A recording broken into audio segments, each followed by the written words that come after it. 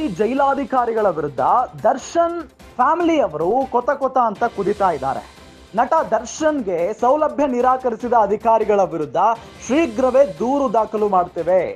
ರಾಜ್ಯ ಮಾನವ ಹಕ್ಕುಗಳ ಆಯೋಗಕ್ಕೆ ದೂರಲು ಮುಂದಾದ ಕುಟುಂಬಸ್ಥರು ಬಳ್ಳಾರಿ ಜೈಲಾಧಿಕಾರಿಗಳ ವಿರುದ್ಧ ಮಾನವ ಹಕ್ಕು ಆಯೋಗಕ್ಕೆ ಮೊರೆ ಹೋಗುವಂತ ಸಾಧ್ಯತೆ ಇದೆ. ಬಳ್ಳಾರಿ ಜೈಲಿನಲ್ಲಿ ದರ್ಶನ್ಗೆ ಯಾವುದೇ ಸೌಕರ್ಯ ನೀಡ್ತಾ ಇಲ್ಲ. ದರ್ಶನ್ರನ್ನ ವಿಚಾರಣಾಧೀನ ಕೈದಿಯಂತೆ ನಡೆಸಿಕೊಳ್ತಾ ಇಲ್ಲ. ಮೂಲಭೂತ ಸೌಕರ್ಯ ನೀಡೋದಕ್ಕೆ ಅಧಿಕಾರಿಗಳಿಂದ ಮೀನಾಮೇಷ ಎಣಿಸಲಾಗ್ತಾ ಇದೆ. ದರ್ಶನ್ ತೂಗುದೀಪ ಅವರನ್ನ ಅಪರಾಧಿಯಂತೆ ನಡೆಸಿಕೊಳ್ತಾ ಇದ್ದಾರೆ. ದರ್ಶನ್ ಕುಟುಂಬಸ್ಥರಿಂದ ಬಳ್ಳಾರಿ ಜೈಲಾಧಿಕಾರಿಗಳ ವಿರುದ್ಧ ಆರೋಪ ಕೇಳಿ ಬರ್ತಾ ಇರೋದು.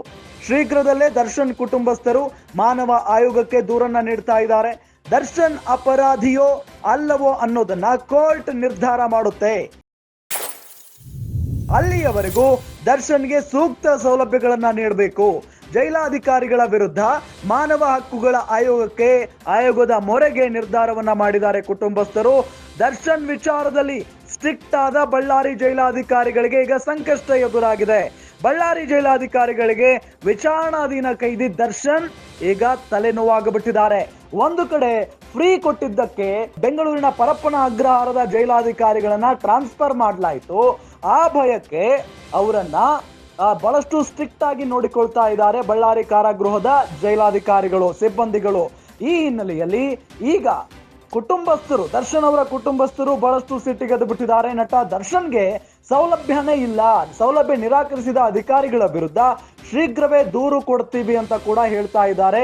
ದರ್ಶನ್ ಫ್ಯಾಮಿಲಿ ಅವರು ರಾಜ್ಯ ಮಾನವ ಹಕ್ಕುಗಳ ಆಯೋಗಕ್ಕೆ ದೂರಲು ಮುಂದಾಗಿದೆ. ಈ ಕುಟುಂಬ ಬಳ್ಳಾರಿ ಜೈಲಾಧಿಕಾರಿಗಳ ವಿರುದ್ಧ ಮಾನವ ಹಕ್ಕು ಆಯೋಗದ ಮೊರೆ ಹೋಗಲಿದ್ದಾರೆ. ಬಳ್ಳಾರಿ ಜೈಲಿನಲ್ಲಿ ದರ್ಶನ್ಗೆ ಯಾವುದೇ ರೀತಿಯಾದಂತಹ ಸೌಕರ್ಯ ನೀಡ್ತಾ ಇಲ್ಲ. ದರ್ಶನ್ರನ್ನ ವಿಚಾರಣಾಧೀನ ಕೈದಿಯಂತೆ ನಡೆಸಿಕೊಳ್ತಾ ಇಲ್ಲ. ಮೂಲಭೂತ ಸೌಕರ್ಯ ನೀಡಲು ಅಧಿಕಾರಿಗಳಿಂದ ಮೀನಾಮೇಷ ಎಣಿಸಲಾಗ್ತಾ ಇದೆ. ದರ್ಶನ್ ತೂಗುದೀಪರನ್ನ ಅಪರಾಧಿಯಂತೆ ನಡೆಸಿಕೊಳ್ತಾ ಇದ್ದಾರೆ. ದರ್ಶನ್ ಕುಟುಂಬಸ್ಥರಿಂದ ಬಳ್ಳಾರಿ ಜೈಲಾಧಿಕಾರಿಗಳ ವಿರುದ್ಧ ಈ ಆರೋಪಗಳು ಕೇಳಿ ಬರ್ತಾ ಇರೋದು.